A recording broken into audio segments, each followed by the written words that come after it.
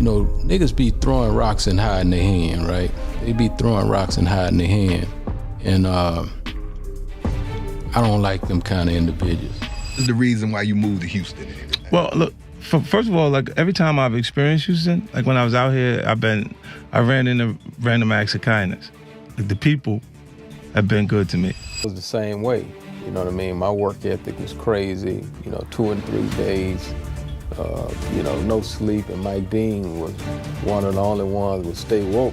Track record and the type of person I am, you know, when a person is family to me, friends to me, I'm down with them, then I will take that stand and let that be. For years, the name J. Prince echoed through hip-hop as a symbol of respect, legacy, and protection. The founder of Rap-A-Lot Records, the so-called godfather of Houston rap, and the man behind the infamous Mob Ties brand, J. Prince stood at the intersection of music, power, and fear. But now, 50 Cent is calling him out, and he's not holding back. Maddie, come inside, Maddie.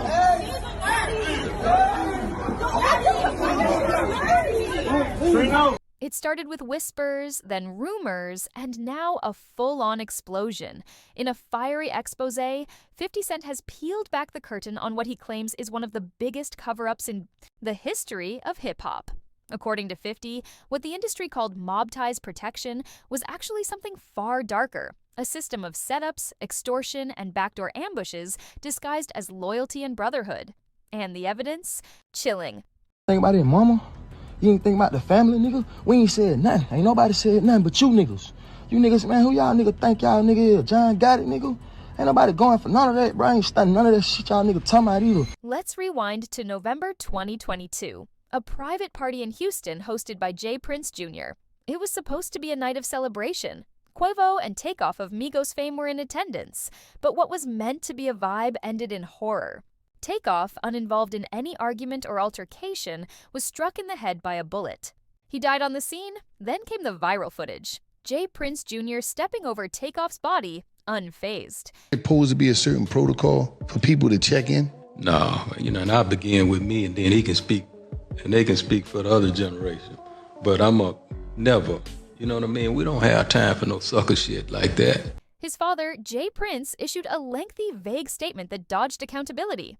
No justice, no real answers. The same mob ties that promised protection had failed.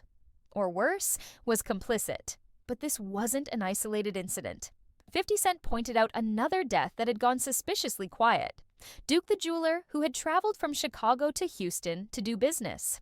He attended a dice game that night, with J. Prince Jr. present, and hours later, Duke was ambushed and shot while walking to his car.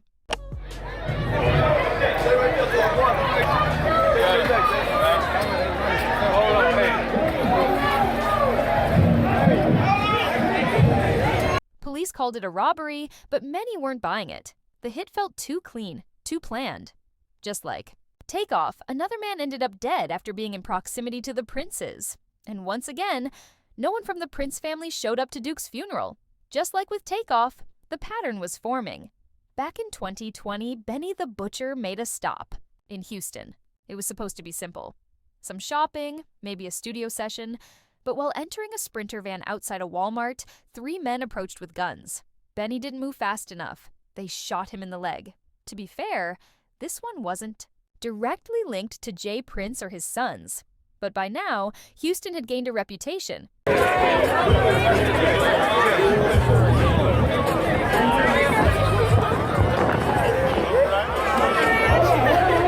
And the epicenter of that reputation was wherever the Prince Circle happened to be. Take dice games, club appearances, or parties. More often than not, the night ended with someone robbed, shot, or dead. And through it all, the Princes remained untouched. Untouched, but always close. Cent wasn't just connecting dots, he was drawing a map, and that map led even deeper. Way deeper. Fat Pat, gunned down in 1998 while collecting money. The idea of my father, seeing that it was connections to Drake and Kanye, and that they were such iconic figures, and with them going through things. His brother, Big Hawk, shot outside a friend's home 8 years later. In 2016, Houston legend 3-2 was murdered at a gas station. The pattern? These weren't rival gang hits. They were all artists who moved independently of the Prince Empire, and they all ended up silenced. But what's even more disturbing, the bizarre and consistent violence surrounding J. Prince Jr.'s birthday? Parties. In 2018, a man and a teenage girl were shot at his celebration. But this wasn't the first time. Back in 2015, another one of his birthday parties ended the exact same way, with gunfire and chaos. 2 parties, 2 shootings, no apologies, no answers. Just silence. So what exactly are these mob ties? A protective network? Or a smokescreen? It was time to dig deeper. Into the roots. Before Rap-A-Lot Records, before the fame, before the polished interviews, J. Prince was already rich. Hoover Jr. was hanging with Kanye, and of course Drake is my son. And after getting the information, this was a wish of his, and I had an opportunity to speak with both of the guys, and it wasn't easy because Not music industry rich, multi-millionaire in the 1980s rich. And that doesn't happen without something major moving in the streets. Allegedly, that something major was drugs. Word on the street, and in federal circles, was that J. Prince had a trafficking pipeline stretching from Mexico to Houston, into Louisiana and Chicago, tied to none other than Larry Hoover, founder of the Gangster Disciples. The claim? Rap-A-Lot wasn't just a record label, it was a front, a money-washing machine to clean dirty street money under the guise of music. The DEA took notice. In 1988, a full-blown federal investigation launched into J. Prince for narcotics and money. Laundering. They tapped phones, staked out houses, followed friends and associates. A case was building, and then, poof, it disappeared. Why? Well, it turns out J. Prince began donating to Al Gore's presidential campaign, the same campaign backed by deep-pocket donors tied to the Rap-A-Lot circle. And according to sources, Representative Maxine Waters may have had a hand in facilitating the investigation's quiet demise. The King of Houston, once on the DEA's radar, walked free. Now fast forward to the Drake and Kanye reunion concert in 2021. Marketed as a peace mission, it was really a power play. J. Prince orchestrated it all, not for the culture, not for hip-hop, but to generate support for Larry Hoover's release. Drake and Kanye's bitter feud was set aside, awkwardly, under Prince's command. And it showed. In one now infamous clip, Kanye is seen reading a prepared statement off his phone next to a stiff J. Prince. It looked less like unity, more like a hostage tape. Drake said little but showed up. The tension? Unmistakable. So what does this all mean? To 50 Cent, it's crystal clear. J. Prince isn't protecting artists. He's controlling them. And when they don't play by his rules, they get robbed, extorted, or worse. Or says he faced this pressure himself when visiting Houston years ago.